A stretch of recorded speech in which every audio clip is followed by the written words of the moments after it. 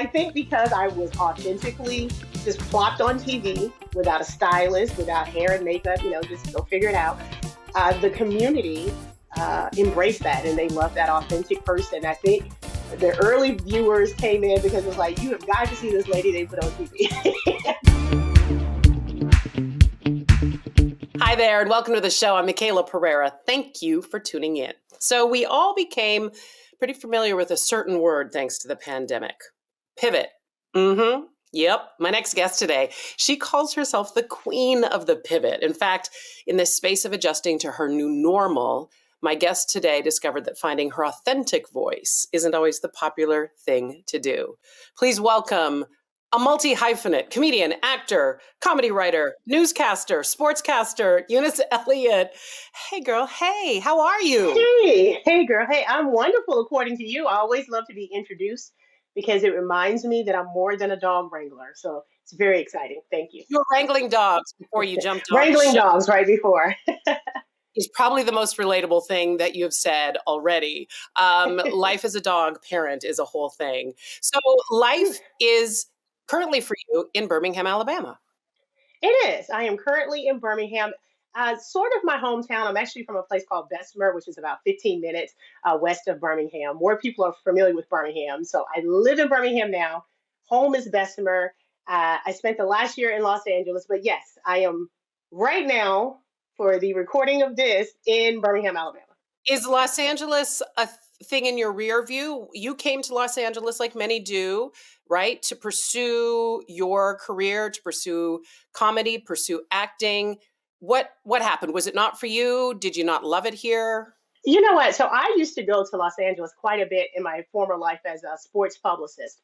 And I always enjoyed visiting Los Angeles, but I never saw myself as an Angelino. And it was after many years of one of my mentors, Marlon Wayans, coming to Birmingham to perform, seeing me here saying, you're out of place, you're hiding in Alabama, you need to go in LA.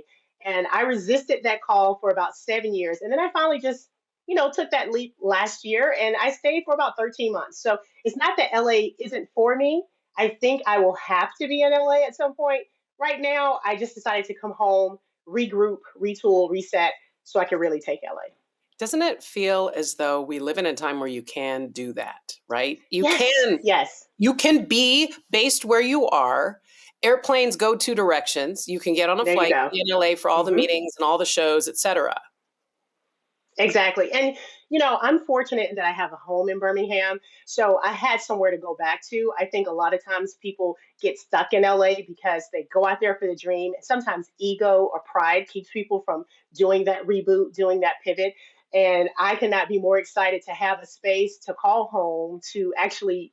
I felt like my nervous system reset coming back here. So I'm more excited for all the writing I have to get done, all the comedy that is left in me.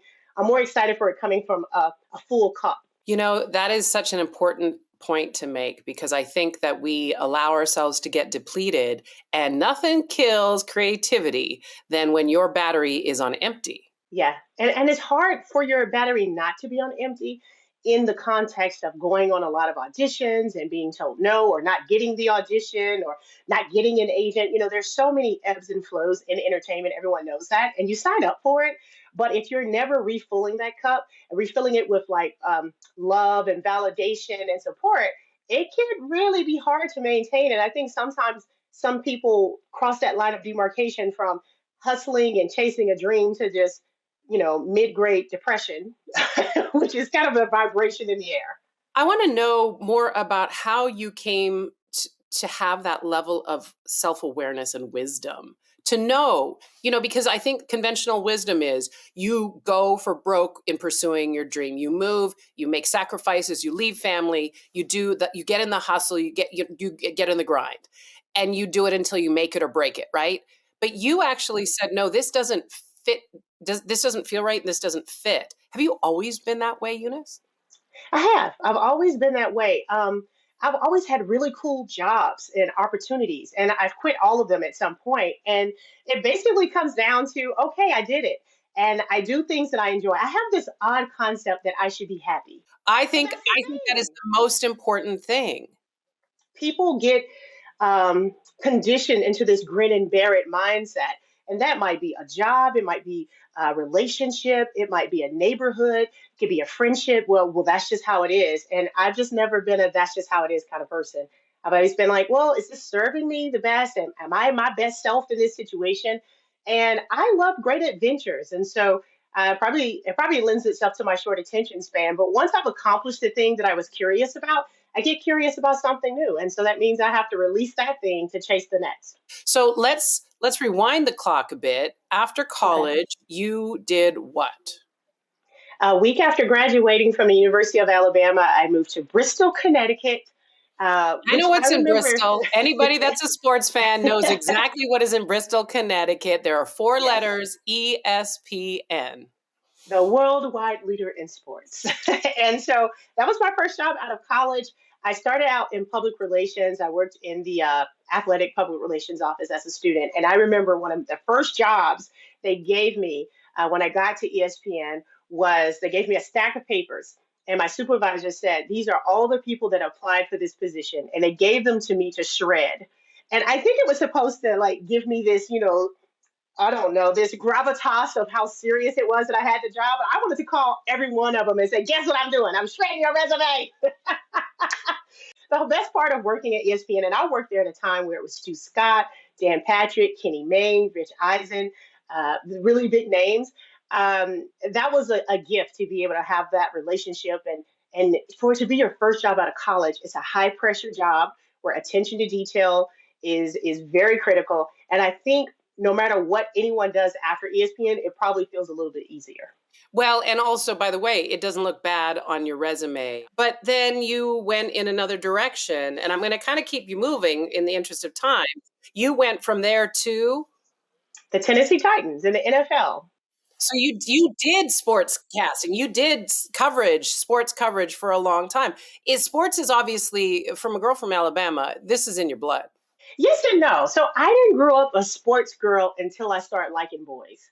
And then I found it was easier to make connections and conversation with boys if I could talk about the game, And so that's how I got into sports. And then I really got into the storytelling part of sports. So even though I understand and appreciate the X's and O's, I really appreciate the oh no's and the didn't knows that behind the scenes. So I'm still more involved in the touring.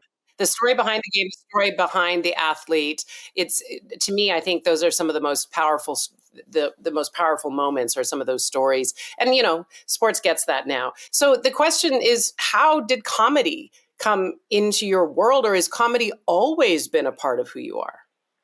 I think it's always been a part of who I am. My family is very funny. And we actually used to play a game, me and my three siblings called I Bet You Can't Make Me Laugh. And that was the directive was to do the funniest things, but you couldn't laugh. And we would also it was a lazy boy recliner that swiveled. And if someone got our attention, a sibling got our attention and told a story and it didn't make us laugh, we would get in this particular recliner and we would shoot imaginary bullets at you for not being funny. This is hysterical. It was a whole thing. So I thought everybody was funny. And it wasn't until I graduated and started being around Unfunny people. Mhm. unfunny people. And so people would tell me stories or whatever, and I'd be thinking, okay, but when does it get funny? So to step on the stage, that's a big leap. Was there somebody guiding you, suggesting that you should try this, or was it just one of those because you're an adventurous spirit and you have things on your kind of a bucket list? Was this on your bucket list to get up and try your hand at stand up?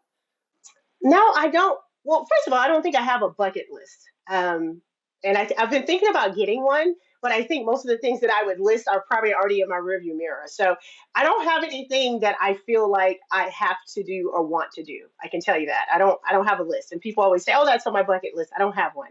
But as far as getting on stage the first time, because I was an avid and voracious reader as a young person, I was always put in front for like class presentations. And, I was in the band, I was drum major, I was majorette. So I think I naturally did not shy away from an audience, maybe. But when I first started doing comedy, I started doing it out of a depression from a breakup. This person, I had attached so much of my future ideas of myself to this person. And when I realized we weren't going to be a real thing, I got really sad, really depressed. And I was like, what could I do that only involves me and that no one could ever take away from me. And I don't know why stand-up comedy would be what came into my mind, but That I have to tell you, having gone through my own share of breakups, that's not been the place I go to. when and I'm, looking back, I don't know why. I don't know why that happened like that, but it was that's so really what I came interesting. up with. How would you describe that first show? Did you bomb or were you great? Oh, well, you should never ask a comedian if they were great because the answer is always going to be I was, yes, I yes, I killed, was. right? That was I killed. amazing. Well, I didn't bomb. Honestly, my first time on stage, it was just like, oh, that was the easiest thing I've ever done in my life. And then when people started booking me and paying me to do comedy, I would tell my mom, this is the biggest racket going because I just said what I said for free at lunch and they're giving me money. And my mom said, stop saying they're giving you money, they're paying you. I was like, You're whatever you want working. to call it. But You're it's a working. gift. So It's it a made gift sense. to It give to probably made people. sense to your family that you were doing. Yes, and you would be or wouldn't be surprised how many of my family members, to remain nameless, feel like, oh, well, I could do comedy because we're all funny. And I'm like, well, that doesn't mean that, friend. Several family members have said that. It still is an art, and 16 years in, I'm always finding new levels of how to be more effective, how to be more authentic. That's the hardest part, I think. You go on stage and I'm an observationist, so I'm talking about things that are happening in my life or things that are happening in society. But to really find your most authentic self, I'm probably much, much, much funnier to my friends on a phone call than I've ever been on stage because I'm not thinking about how they're going to receive it. I'm not thinking about what do I have on. I'm not thinking about my pacing. And all those performance things sometimes can kind of keep you from being as funny as you really are. So that's a really good point to make for somebody who, if you enjoy comedy or you think certain people are really funny or you think about trying stand up on your own, that idea of fine tuning your material, yet you're also trying to stay as authentic to you as possible. Can those two things coexist? 100%. A lot of times when people talk about Richard Pryor and what a comedic genius he was, it was because most of his comedy was rooted in tragedy. And somehow he made us laugh about setting himself on fire freebasing cocaine. Somehow we laughed at this horrible moment in his life. And so I think sometimes when people quote or allude to Richard Pryor, they tend to say that's why they curse or they use, they're a blue comic. But they missed that his vulnerability on stage, where he talked about his upbringing in a brothel, and he would be talking about the most tragic parts of his life. And even though you felt compassion for him and empathy for him, he gave you permission to laugh at his perception of that situation. And I think that's the beauty in comedy is when you can take. You think about, okay, I'm a single woman approaching 49, no kids. It's a lot of comedians who fit that demographic. And so we all pretty much could be doing the exact same material just based on that lived experience. And so the challenge is what makes me unique or different in the Right, stories I'm telling? And right. so that's what I'm always looking for. Why am What's I your different? voice? How did Exactly. you learn that? Did you have mentorship in the comedy world that to help you kind of understand that there is a science to what you're doing, creating this persona that will be on stage? Well, I have a lot of comedy mentors. Roy Wood Jr. is also from Birmingham. He was the first person to ever pay me to be funny. He had a radio show here in town, and he would pay me to write funny sketches for a show. So I still have a picture of a check. Took a picture of the check he wrote me. It was like, this is the first time someone gave me a check for being funny. So Roy Wood Jr. is a master of the craft because he's very observational, but also it's like playing common sense, but in a way you've never heard it or said it. And so that makes him really special. He's also a comics comic. He's always very giving to other comedians. Most comedians who have ever dealt with Roy always rave about how he gives you the best insight and thought processes for how to be your best on stage. Guy Torrey, Marlon Wayans, those are my personal mentors. But anybody who I've ever seen on stage, I'm always studying them and I'm watching them to see why did that work or why didn't that work. And so I'm the worst person to sit next to at a comedy show because I very rarely laugh. I'm always just like, hmm. All right. So comedy, all of this, you've talked about the different careers you've had along the way. Somehow you find yourself in the news world, which by the way, from What? sports to news, that's not a big leap at all. In fact, I have Right. plenty of colleagues that have done that or the other way around. How did it happen for you? So I went from sports to comedy, and then I went from comedy to the news. But I did graduate. I know it makes sense in that There's way. something beautiful about that. Right. So I went to school to be a journalist. I have a degree in journalism and theater from the University of Alabama. But when I interned as a college student at the news station, I did not like telling bad news. I didn't like having the camera in the face of the person who just lost everything and asking them how. I was like, this is not for me. So that's why I ended up in sports. But from doing stand-up comedy here in my hometown, a local news director saw me and said, hey, I think you would add something to our morning show. And I had never done live daily television. And so, hey, that sounds like a great adventure. And so I joined the morning show as the traffic reporter, which there is no training for anyone to be a traffic reporter. Never. You just They point at a never map. trained the person. Well, I mean, it's a traffic map. You point at the interstate and say, don't go Yeah. that way. Yes. Don't do it. Yeah. And I think because I was authentically just Yeah. plopped on TV without a stylist, without hair and makeup, just go figure it out. The community embraced that and they loved that authentic person. I think the early viewers came in because it was like, you have got to see this lady they put on TV. And so, But then they stayed for the jokes and the and traffic. they stayed. And then they figured out at the station that I could actually read. And then I got promoted to news anchor. And that was fun. But then I'm doing all of the negative, bad news, the tough stories, so much so that I became the lead anchor on the morning show. And so I would be the one that would get called in to do the police officer's funeral or and it just got to be where I was like, okay, this is definitely not what I signed up for. So I did that for about 8 years before I said, okay, that was good. It's time for a new adventure. Yeah. I'm sure there were people that thought you were crazy to leave. A lot of people, a lot of people. I left 4 years ago, and I can post a picture of my dog today on Facebook. Someone's going to comment, "I miss you on the news," Yeah. and it's like, Yeah. and so, but I can the thing relate to about that. it, right? You're like, that was 4 years ago. I've done But so many things. I don't take for granted the fact that when people connect with you, when you're facing forward, presenting a comedian, a newscaster, a storyteller, an actor, and people invite you into their home because they feel connected to you, right? They choose to watch your show, they choose to watch your comedy routine, they choose to watch your film. I really consider it a deep honor that they have, right? And the support that they give us, especially from our community, right? When they give us that kind of support, it really matters to me. And I know it matters to you too, because, we don't walk around in this body, in this world, Right, to be forgotten, right, right? I didn't come here for to sure. just stand in the back and, be a fainting violet. Like I came to live It out sounds loud. so beautiful. It sounds so beautiful the way you say it. So yes, I agree with everything you say, and then I want to add the caveat, but not when I'm in Walmart without my eyebrows on. Don't talk to me right now. You're not supposed to know me right now. Okay. Okay, can I tell you, I was walking in a crosswalk once with a girlfriend, and it was one of those crosswalks where you cross in the middle of the street, like kitty corner. It's the craziest thing. There's one in Pasadena where you go cross right in the middle. I was walking across with my friend. We were on our way to lunch, and a woman saw me and wanted to stop and say hi, but she stopped in the middle of the street and she dropped to a knee. And I was like, no, no, no, no, no, no, no, no. No, That no, was no, a no. coming to America moment, I right? was like, no, no, let's get up and let's go to the side of the road. And we gave her a hug and we had a picture and it was really lovely. But I was like, oh my God, I just saw like news anchor, Yeah, woman killed, yeah. kneeling in the, like I just saw all of these terrible things happen. But you know what? But people are excited because, like you said, we're in their homes. And so they feel very familiar with you, but you're also a celebrity to them.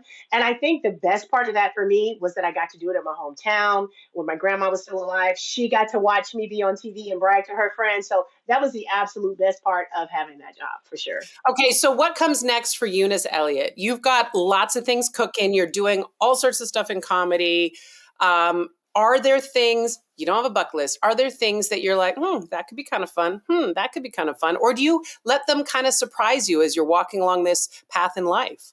I'm working on several scripts right now. I've written a pilot based on the story of a comedian put on morning news and the challenge of the lure of the stage and adventure versus the security of having of actually being an anchor, pun intended. And I also have a couple of feature scripts I'm working on. So I came back to Birmingham to be closer to family, to give my dogs their backyard back, but also to get focused, reset my nervous system to get these scripts done. So hopefully you will see a Eunice Elliott written production sooner rather than later. Okay, y'all, we've been put on Yes, notice. We've been put on yes, notice. Give that's the people plan. the way they can follow you, because I have a feeling there's a bunch of people just like me that have fallen in love with Eunice Elliott and want to know Oh, that's so everything you sweet. do. Where can we follow you on the Instagrams? Okay, so Eunice Elliott is my entire name, but if you just remember Eunice, if it doesn't say obituary next to it, it's me. I'm the last active duty Eunice in these streets, okay? But if you remember Elliott, it's two L's and two T's. I'm literally at Eunice Elliott on X, formerly known as Twitter, Instagram, Facebook, TikTok, Twitter. Eunice Elliott. And And I have euniceelliott.com. EuniceElliott.com is the place to Yes. go. Here's the deal. You're going to call me when you come back to LA and have some time, because I have been reclaiming my soul slowly, and I am always eager to sit and break bread with a friend that has been walking down a similar path. You are welcome in Los Angeles, and I can't wait till we get to meet in person. Oh, I love that. And congratulations on everything so far for you. Like we were talking about fans, I've been a fan of yours for years. And so this has felt like reconnecting with an old friend who didn't know I existed. So this has been a joy. Thank you so much and congrats on everything. Thank you. It lands on my heart and it means the world to me. This idea of pursuing our dreams, living authentically. Girl, we're in lockstep on that. And may all of you that Love are it. listening or watching today do that as well. Thanks so much for tuning in. We'll catch you next time.